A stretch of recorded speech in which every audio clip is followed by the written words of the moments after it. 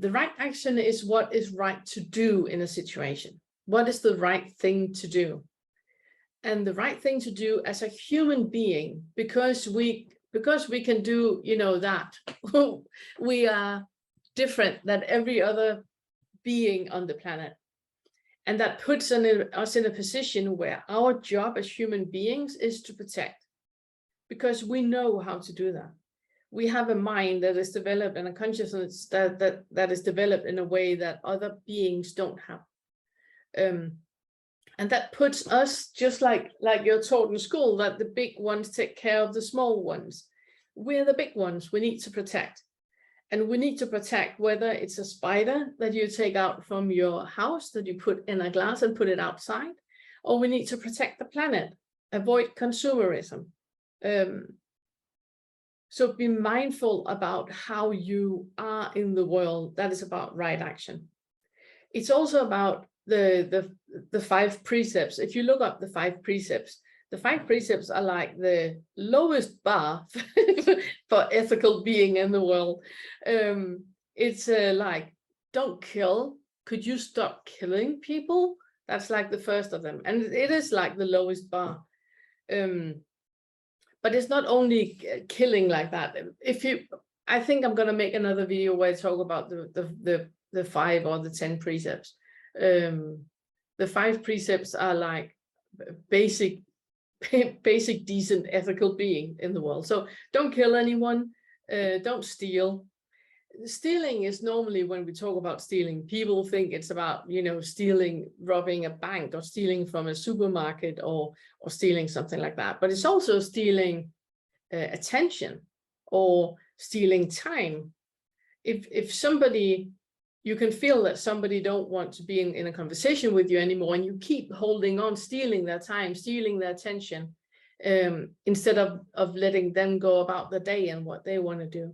So it's basically what is formulated like in Buddhism. It's taking what is not given. So it's not only the pen that you take at work, it's taking anything that is not giving, that is not given. Yeah, I think I'm going to make one about that. Then it's about sensual unskillfulness. Normally we talk about sexual misconduct, but it's not meant sexual the way that we mean sexual today.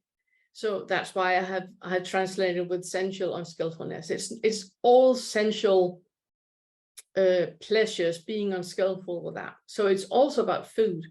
It's also about Netflix. It's about whatever is giving you an impression with the senses that you overdo and you want more of.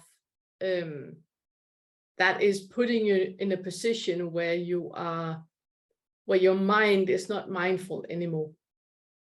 Lying on the sofa or lying on the beach on Hawaii is great, and for the senses it's absolutely lovely with the sun and the wind and all that. But doing it for 6 years in a row, then that's not right action. It's enjoyable and should be enjoyable, and you should enjoy it, but don't overindulge with anything. As soon as you do that, then you're not in the right action anymore. You're diverting your attention from what actually needs your attention. Then we're back to lying again. It's not only lying, it's also all the other speech precepts that we talked about before.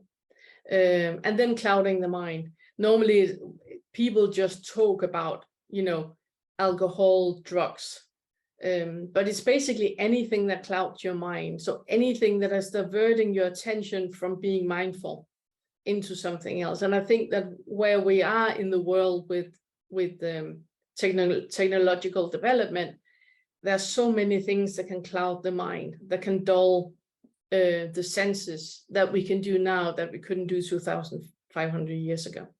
So when I talk about cloud the mind, it's anything that is pulling you away from an awareness in the now. Another part of the right action is also to remember that nobody is more than anybody else. You're not more than an ant. You're not more than anybody from a different ethnicity, or anybody with a different gender, or you're not more than anybody else. I find it very funny in traffic to see that a lot of people that drive certain cars are acting in traffic like they are more than everybody else on the road. So it's very, yeah, it's not only in one area, it's in many, many areas that it's about remembering that nobody's more than anybody else. And then it's about having a presence in the present, being aware and authentic in the world as it is. Always ask yourself, how can I help? How can I support? What would be the kind thing to do right now?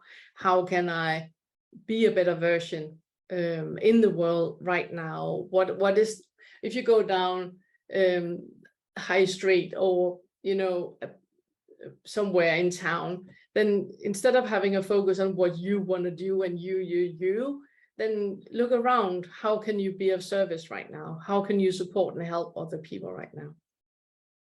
And the positive mantra is, with open hand and generosity, I purify my body.